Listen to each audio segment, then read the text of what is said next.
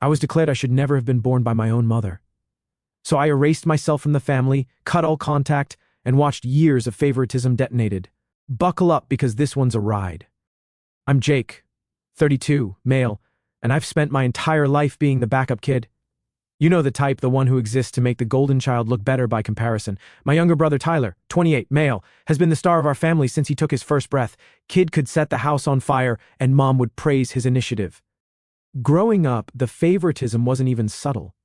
It was so obvious that even family friends would notice and make uncomfortable jokes about it. Tyler got the big bedroom with the bay windows overlooking the backyard, the room with the walk-in closet and attached bathroom. I got the converted storage room in the basement with a window well that leaked every time it rained, and a bathroom I had to share with the laundry room. The carpet in my room smelled like mildew no matter how many times we cleaned it, and in winter you could see your breath because the heating didn't reach down there properly.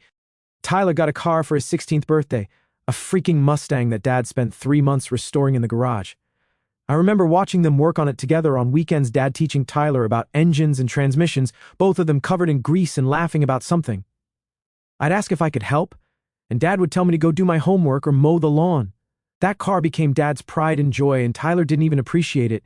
Crashed it twice in the first year, and both times Dad just fixed it up again without even raising his voice. I got a lecture about responsibility and the bus schedule when I turned 16. Dad sat me down and explained that owning a car was a privilege, not a right, and that I needed to demonstrate financial responsibility first. So, I got a job at the local grocery store, saved up for 8 months, and bought a 1998 Honda Civic with 140,000 miles on it for $2,800. The thing barely ran, needed constant repairs, but it was mine. Dad never offered to help fix it or teach me anything about car maintenance. I learned from YouTube videos in our driveway while he and Tyler were inside watching football. When Tyler barely scraped through high school with a 2.3 GPA, my parents threw him a graduation party with catering and a DJ. Not just any party. They rented out a banquet hall, invited 150 people, had a slideshow of Tyler's journey through high school that somehow made a C- student look like a scholar. The cake alone cost $400. They hired a photographer to capture every moment. Tyler wore a custom suit that Mom had tailored specifically for the occasion. Dad gave this long, emotional speech about how proud he was watching his son overcome obstacles and achieve his dreams. The obstacles being basic high school classes, and the dreams being graduating after 5 years because he failed junior year English. When I graduated 2 years earlier with a 3.8 GPA, National Honor Society membership, and acceptance to 3 universities with partial scholarships, I got a card with $50 and a good job while they were busy planning Tyler's college dorm setup. No party, no photographer, no speech. We went to a family dinner at a chain restaurant where Tyler complained about the menu the entire time, and Mom spent the meal asking him what color sheets he wanted for his dorm room. I remember sitting there in my honor cords, watching my parents plan my brother's future while mine was just an inconvenient interruption to their real priority. The next day, I asked Mom why Tyler got a big party, and I didn't. She said Tyler needed extra encouragement because school was harder for him, and I was self-motivated enough that I didn't need external validation. Self-motivated. That's what you call a kid who figured out early that nobody was going to celebrate his achievements, so he'd better find motivation somewhere else. College was more of the same nightmare, just with higher stakes. Tyler went to State University, partied for 6 years, changed majors 4 times, and finally graduated with a communications degree he's never used. Started as pre-med because Dad wanted a doctor in the family. Switched to business after failing organic chemistry. Then to psychology because a girl he liked was in that program. Then to marketing because it sounded easy. And finally settled on communications because his advisor told him it was the only major he had enough credits to actually complete. My parents paid every cent: tuition, housing, meal plans, spending money, spring break trips, fraternity dues, the works. They probably dropped close to $180,000 on his extended adolescence. I remember Mom justifying it by saying Tyler needed to focus on his studies without the stress of working. Never mind that he spent more time at parties than in class. Me? I went to community college while working full-time at a warehouse, transferred to finish my business degree at a regional campus, and graduated with $31,000 in student loans that I'm still chipping away at. My parents' contribution was exactly $0 and a lot of comments about how I should have applied myself more to get scholarships like Tyler supposedly did. Tyler didn't get scholarships. He got a blank check from Mom and Dad and still took 6 years to graduate with a degree that requires 4. I worked the overnight shift at the warehouse, 11 p.m. to 7 a.m., then went straight to classes. I'd sit in the back of lecture halls fighting to stay awake, drinking gas station coffee and eating vending machine food because I didn't have time for real meals. Other students would complain about being tired from staying up late gaming or partying. I was tired from loading trucks for 8 hours before coming to campus. There were weeks I'd work 45 hours, attend 15 hours of classes, and somehow find time to study and do assignments. I'd see Facebook posts of Tyler at football games, parties, road trips with friends. Meanwhile, I was calculating whether I could afford both textbooks and groceries that week. Usually couldn't afford both, so I'd share textbooks with classmates or find older editions at the library. My parents knew all this. They'd see me exhausted at family dinners, falling asleep on their couch because I hadn't slept in my own bed in 3 days. Never once did they offer to help with tuition or reduce my hours by covering some expenses. But Tyler mentioning he wanted to join a fraternity. They had $800 for dues within 1 week. After college, I got a job in supply chain management. Started at the bottom, worked weird hours, dealt with angry clients and impossible deadlines. Slowly worked my way up over 8 years to senior logistics coordinator. Nothing glamorous, but I make decent money now, around $73,000 plus bonuses. I own a small house in a decent neighborhood. I've got a reliable car. I pay my bills on time. Basically, I'm living a normal adult life. Tyler, he moved back home after graduation, spent 2 years finding himself, worked a series of part-time gigs he'd quit after a few months, and is currently doing freelance graphic design. By freelance, I mean he makes logos for his friends' failed startups and hasn't earned more than $15,000 in any given year. He's 28 and still living in my parents' finished basement rent-free. The real kicker is how my parents talk about us. Tyler is artistic and creative and finding his path.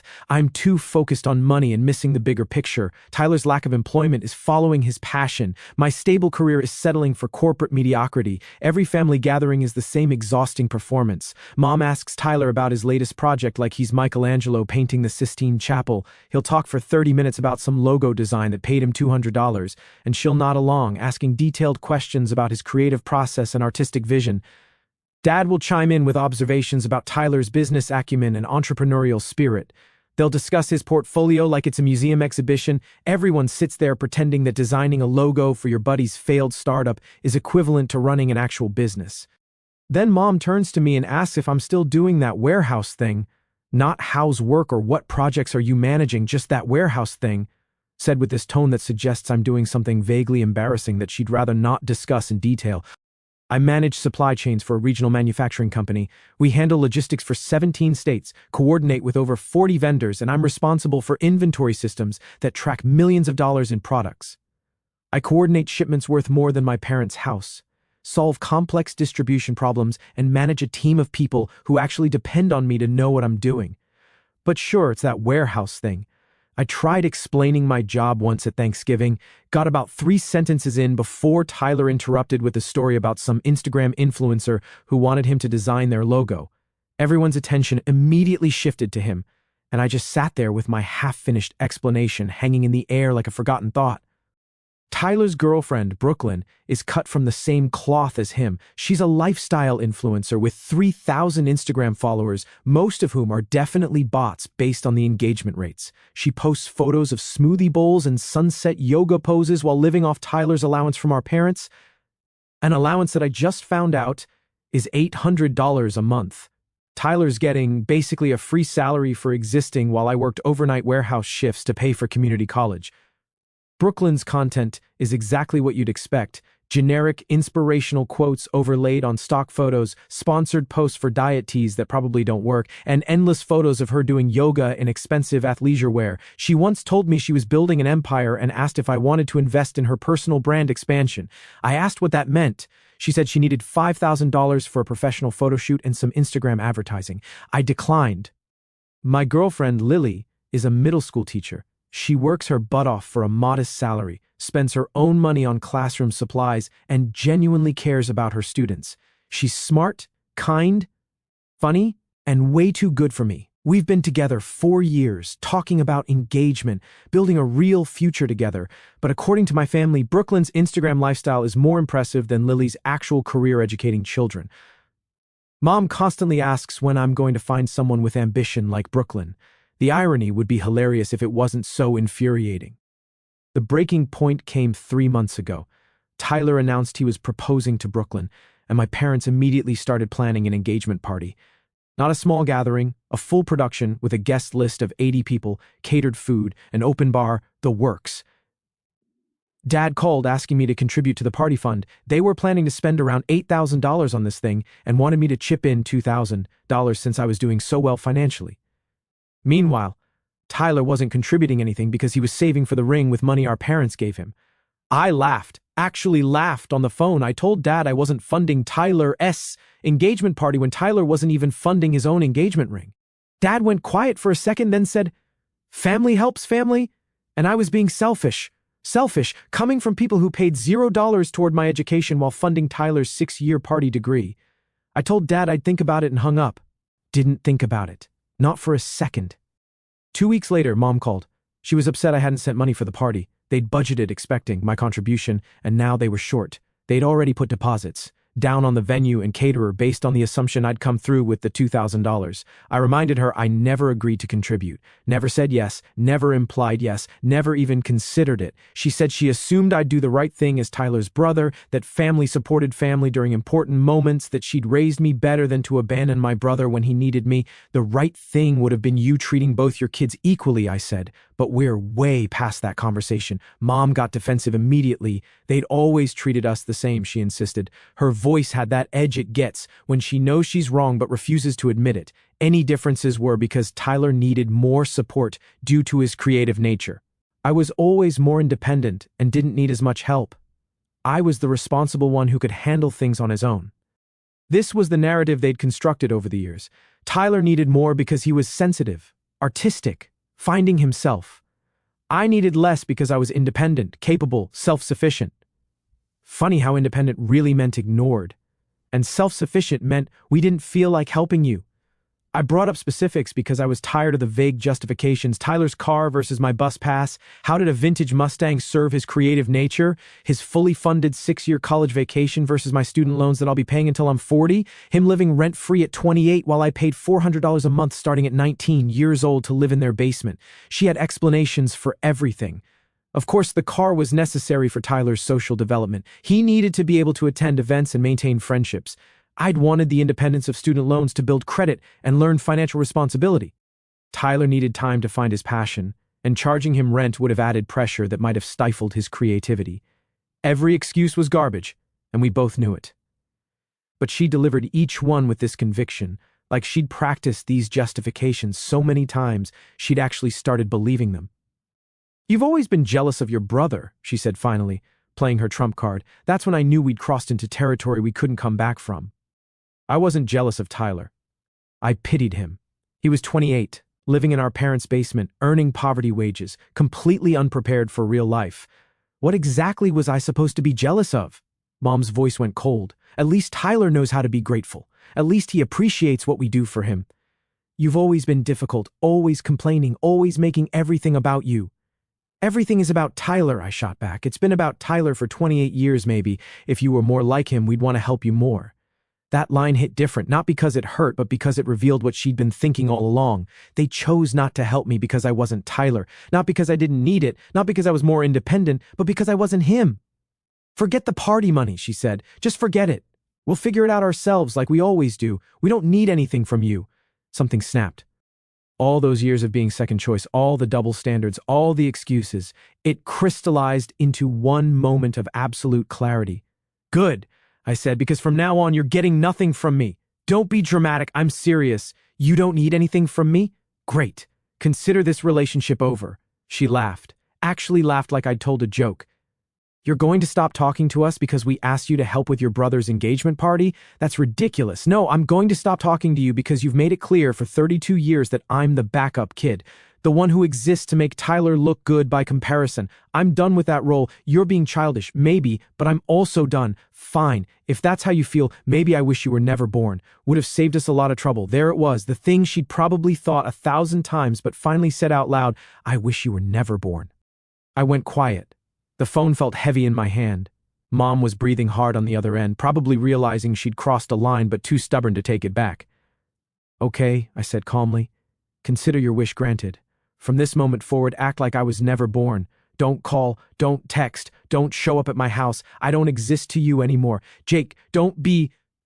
I hung up, blocked her number immediately, then Dad's number, then Tyler's number. Then I went through social media, Facebook, Instagram, Twitter, and blocked all of them there too. Removed every family member from my contacts who I knew would try to relay messages or play mediator, cousins who'd side with my parents, aunts and uncles who'd try to smooth things over, family friends who they'd been watching this dysfunction for years without saying anything. The blocking process was therapeutic in a way. Each number I blocked felt like cutting another thread that had been holding me down. By the time I finished, I'd removed 17 contacts, 17 people who were connected to that toxic system. Lily came home from work 1 hour later to find me sitting on the couch, staring at nothing. She teaches 7th grade English, and Fridays are always rough because the kids are restless and unfocused. She looked exhausted, her teacher bag heavy with essays she'd need to grade over the weekend, but she took one look at my face and dropped everything. "What happened?" she asked, sitting down next to me without even taking off her coat. I told her everything. The party fund demand, the conversation with Mom getting heated, every excuse she'd made for 32 years of treating me like I didn't matter. The comment about me being jealous, the final insult about wishing I was never born. Lily listened without interrupting, her face getting harder with each detail, her teacher patience wearing thin as she heard how my own mother had spoken to me. When I finished, she was quiet for a long moment. Then she grabbed my hand and looked me straight in the eyes. "I'm proud of you," she said firmly. "Not, 'Are you sure about this?' Or maybe you should reconsider or give them time to cool off. Just, 'I'm proud of you.' No qualifications, no doubts, no suggestions that I was overreacting. That's when I knew I'd made the right choice, both in cutting off my family and in choosing Lily. She saw immediately what had taken me 32 years to accept, that the relationship was toxic and one-sided, that I deserved better than being the backup kid, that some bridges need to burn. The first week was quiet. I kept expecting angry calls or texts, but my blocks held. No contact from anyone. Part of me wondered if they'd even noticed or if they were just relieved to have one less obligation. Then Tyler's engagement party happened. I knew the date because it had been mentioned repeatedly before I blocked everyone. That Saturday, I took Lily out for a nice dinner, went to a movie, came home and played video games until midnight, didn't think about the party once. Sunday morning, my doorbell rang at 8 a.m.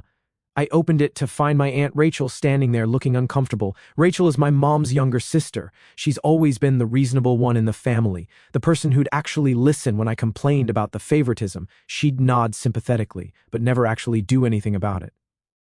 "Your mom asked me to talk to you," she said. "Not interested. Jake, please, just hear me out." Against my better judgment, I let her in.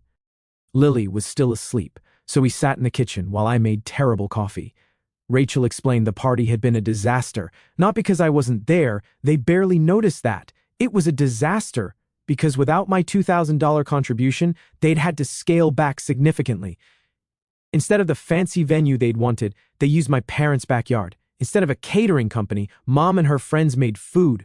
Instead of an open bar, they had a cooler of drinks. Brooklyn was furious. Rachel said she expected this big, fancy party, and it was basically a barbecue. She and Tyler had a huge fight in front of everyone. She accused him of not caring enough to give her a proper engagement celebration. Sounds like a personal problem.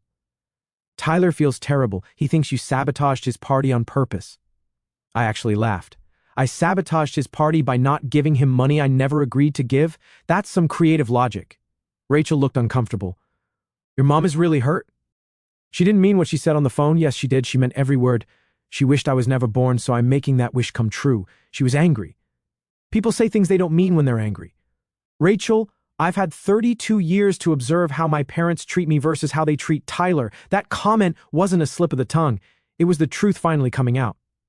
She tried the family angle. "Blood is thicker than water. We only get one set of parents. Life is too short for grudges." I shut down every cliche with simple facts. They had chosen Tyler over me for 3 decades. I was just accepting their choice. "What do you want me to tell your mom?" Rachel asked finally. "Tell her exactly what I told her. I don't exist to her anymore. She needs to act like I was never born." "You don't mean that." "I absolutely mean that." Rachel left looking defeated. I felt nothing, no guilt, no regret, no sadness, just relief that my boundaries were holding. 2 weeks later, Dad showed up at my work. My work? He somehow got past the front desk and showed up at my office door during lunch. "We need to talk," he said. "No, we don't." I kept eating my sandwich. "You're being stubborn. I'm being consistent. I told Mom I was done. That includes you." He sat down anyway, uninvited. Started talking about how I was tearing the family apart, how Tyler was upset, how Mom cried every day, how this whole situation was ridiculous over a few thousand. It's not about the money, I interrupted. It's about 32 years of being treated like I don't matter. That's not true. Dad, you restored a Mustang for Tyler's 16th birthday. You gave me a bus schedule. You said you didn't want a car. I was 14 when I said that because I knew we couldn't afford 2 cars. Then Tyler turned 16, and suddenly money wasn't an issue. He had no response to that, just sat there, looking uncomfortable. You paid for Tyler's college completely. I graduated with $31,000 in debt that I'm still paying off. We were in a better financial position when Tyler went to school. You bought him a car 3 years before he went to school. You could have saved that money for my education instead. Again, nothing. Tyler lives in your basement rent-free at 28. I paid rent at 19. Tyler needs more time to establish himself, and the first didn't. We went in circles for 20 minutes. Every double standard I brought up he had an excuse for. Every example of favoritism he explained away. He genuinely couldn't see it, or he could see it but couldn't admit it. Finally, I told him to leave or I'd call security. He stood up, angry now. You're going to regret this, he said. Family is all you've got in this world. Then I guess I don't have much. He left. I finished my sandwich and went back to work. That evening, my boss called me into his office. Your father was here today, he said carefully. I know. I'm sorry about that. He told me some concerning things. Said you were having a mental health crisis and might not be reliable at work. Wanted me to keep an eye on you. My blood ran cold. I'm not having any crisis. We had an argument and I cut contact. He's trying to cause problems. My boss nodded. That's what I figured. The fact that he'd come to your workplace and make those claims told me more about him than about you, but I wanted you to know in case he tries other things, like he might escalate beyond just showing up. I thanked my boss and left. Called Lily on the way home and told her what happened. She was furious. Her suggestion was getting a restraining order, but that felt extreme. Instead, I sent a group email to my boss, HR, and building security explaining the family situation and requesting they not allow my parents or brother into the building. The next week, Tyler showed up at my house. It was a Tuesday evening. Lily and I were cooking dinner when the doorbell rang. I checked the peephole and saw him standing there in his standard outfit of artistically distressed, jeans and a vintage band t-shirt. I didn't open the door, just called through it. Go away, dude, come on, we need to talk. Nothing to talk about. You're ruining my engagement. Brooklyn's family thinks we're broke because of the party situation. Her dad keeps asking why my brother didn't help out. It's embarrassing. Sounds like a you problem. Stop being petty. I know you're mad about the college thing and the car thing, but that was years ago. Get over it. The college thing and the car thing, like they were isolated incidents instead of symptoms of a lifetime pattern. Tyler, I'm going to say this. Once. Leave. Don't come back. If you show up again, I'm calling the police. Over what? I'm your brother. Trespassing now. Leave. He stood there another minute, probably expecting me to crack. I didn't. Eventually he left, but not before shouting that I was being a jerk and Brooklyn's family thought our whole family was dysfunctional. Good. Let them think that. Not my problem anymore. Week 5 brought the really creative escalation. Mom started calling Lily. She'd gotten Lily's number somehow, probably from an old family event where we'd shared contact info. The messages started sympathetic. She was worried about me. Wanted to make sure I was okay. Hoped Lily could talk some sense into me. Lily didn't respond to any of them. Then Mom shifted tactics. Started suggesting maybe Lily was the problem. Maybe she was turning me against my family. Maybe she didn't understand family dynamics. Maybe she was isolating me. Classic manipulation, attempting to drive a wedge between us. Lily showed me every message. We blocked Mom's number on her phone too. That Saturday, Mom showed up at the elementary school where Lily teaches. Waited until after classes and approached her in the parking lot.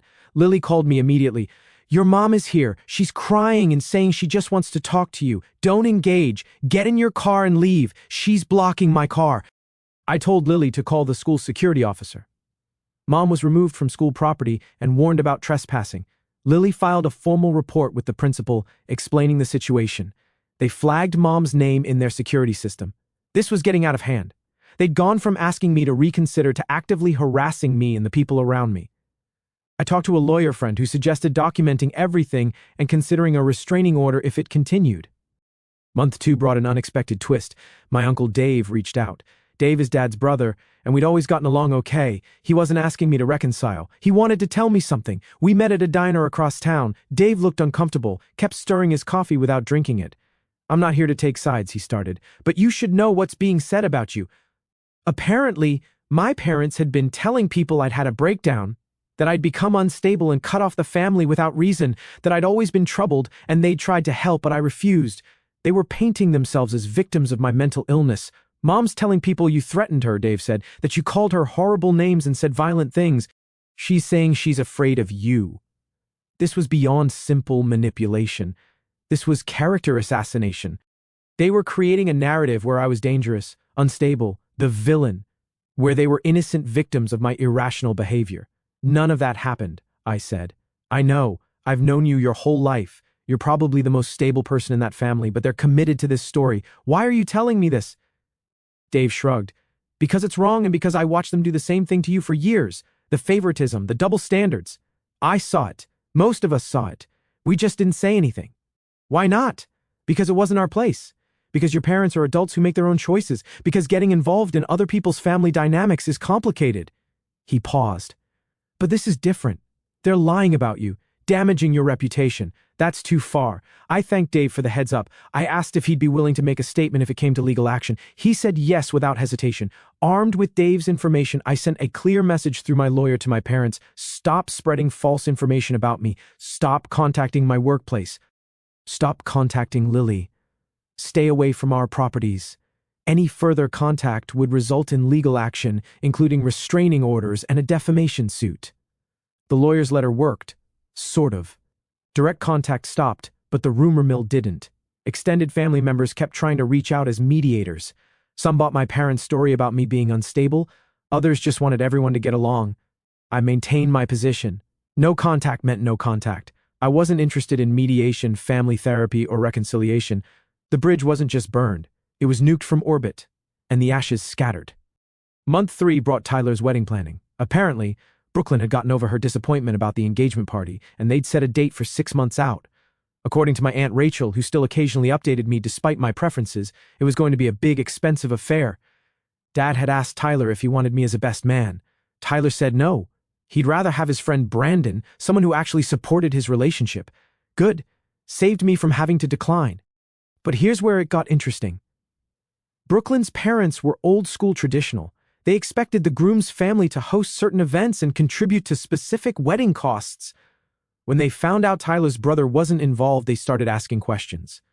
According to Rachel, Brooklyn's father point-blank asked my parents what was wrong with me. Why wasn't I participating in my brother's wedding? Was I in prison, on drugs, estranged over something serious? Mom apparently tried her mental illness story, but Brooklyn's father wasn't buying it. He'd done some basic internet searching, found my LinkedIn, saw my normal professional life, asked around through his network.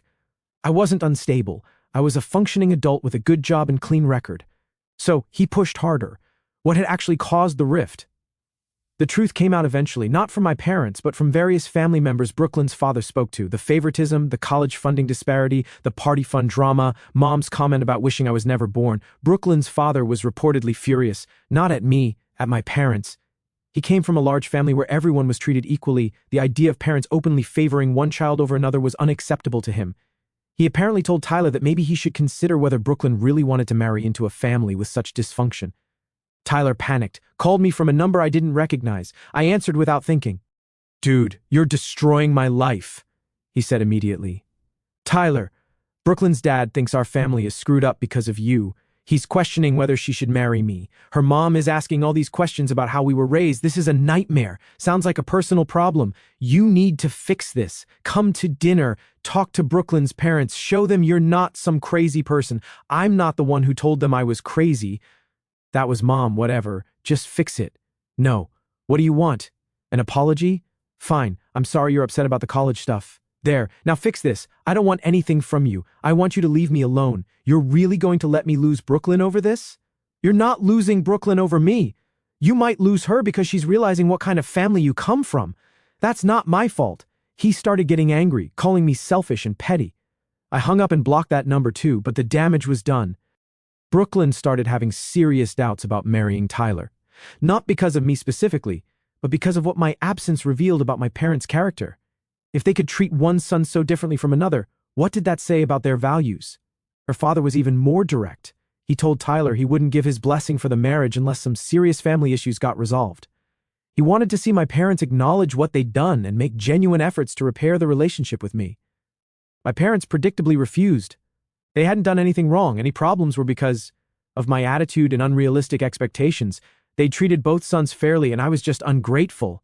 Brooklyn's father told Tyler the wedding was off until the family situation improved. Brooklyn agreed with her father. She wanted a marriage based on healthy family dynamics, not whatever toxic situation my parents had created. Tyler's wedding got postponed indefinitely. He blamed me completely.